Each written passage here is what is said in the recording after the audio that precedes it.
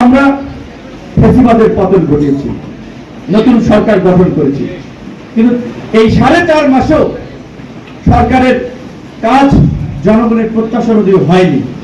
বড় রকমের জনগণের একটা ধাক্কা খেয়েছে। কি সরকার গঠন করেছে? জনগণের প্রত্যাশা ছিল রাজপথের আন্দোলন সংগ্রামের অংশগ্রহণকারী লড়াকু বিপ্লবীদের নিয়ে একটা বিপ্লবী সরকার হবে, কিন্তু সেটা হয় নাই। হয়েছে বন্ধু বান্ধব পরিচিত সার্কেলের একটা সরকার। তারপরে আমরা ওয়েলকাম করেছি, কিন্তু দেখা গেছে সেই আপনার সরকারও আন্দোলনকারীদের নামিয়েছেন নানান অন্য কথা। কিন্তু এই 4.5 মাসে এখন পর্যন্ত আইন শৃঙ্খলা বাহিনী এবং প্রশাসনকে ঠিক করতে পারে নাই, বাজারে দ্রব্যমূল্য নিয়ন্ত্রণ করতে পারে নাই। এখনো সিন্ডিকেট, হাসিনার পতন হয়েছে, তাহলে এখন কেন পুলিশ সহ আইন শৃঙ্খলা বাহিনী আইন শৃঙ্খলা পরিস্থিতি নিয়ন্ত্রণে ব্যর্থ হচ্ছে? কেন বাজারে এখনো সিন্ডিকেট চলে? এখনো তারা নিয়ন্ত্রণ করতে পারছে না। কারণ আমরা দেখতে পাচ্ছি উপদেষ্টা পরিষদে যারা আছে অধিকাংশ অনভিজ্ঞ, রাষ্ট্র পরিচালনায় তাদের ধারণাও কম। তারা হতে পারে এক একজনের বড় বড় প্রতিষ্ঠানে চাকরি করেছেন। রাষ্ট্র একটা রাজনৈতিক প্রতিষ্ঠান, রাজনৈতিক প্রতিষ্ঠানে রাষ্ট্র পরিচালনায় রাজনীতিবিদদেরকে অগ্রাধিকার দিতে হবে। আমরা ডক্টর মোহাম্মদ ইউনূসের সরকারকে সমর্থন দিয়েছি, সমর্থন দিয়ে যাব।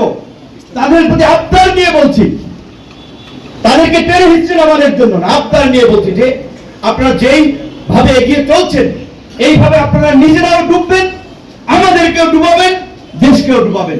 যে প্রশাসনের মধ্যে যে দলদাস মনোবৃত্তি, প্রশাসনের মধ্যে যে দলীয় দৃষ্টিভঙ্গি, সেই দৃষ্টিভঙ্গির পরিবর্তন হয় নাই। পুরো প্রশাসনকে ঢেলে সাজাতে হবে, বাজার নিয়ন্ত্রণ করতে হবে। এই দেশের আম জনতা, কৃষক, শ্রমিক, 5 থেকে 5.5 কোটি খেটে খাওয়া মানুষ, তারা দৈনন্দিন কাজের উপরে নির্ভর করে। চালের দামটা বেড়ে গেলে তাদের কষ্ট হয়, পেঁয়াজের দাম, ডালের দাম, আলুর দাম বাড়লে তাদের গায়ে আঘাত লাগে।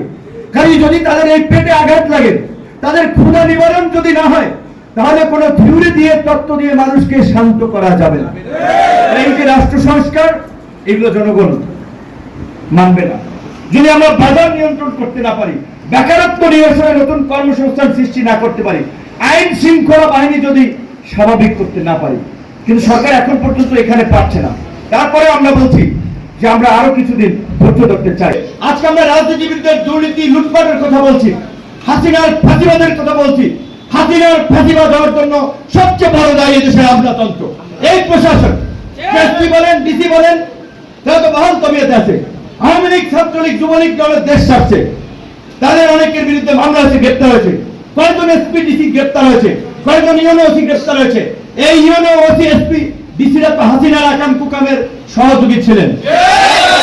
কাজী হাসিনার বিচারের পাশাপাশি প্রশাসনের মধ্যেও যারা, সরকারি কর্মকর্তা কর্মচারীদের মধ্যেও যারা ফাঁসিবাদের দোষর ছিলেন, ফাঁসিবাদের সহযোগী ছিলেন, তাদেরকে ন্যূনতম বিচারের মুখোমুখি অবশ্যই করতে হবে।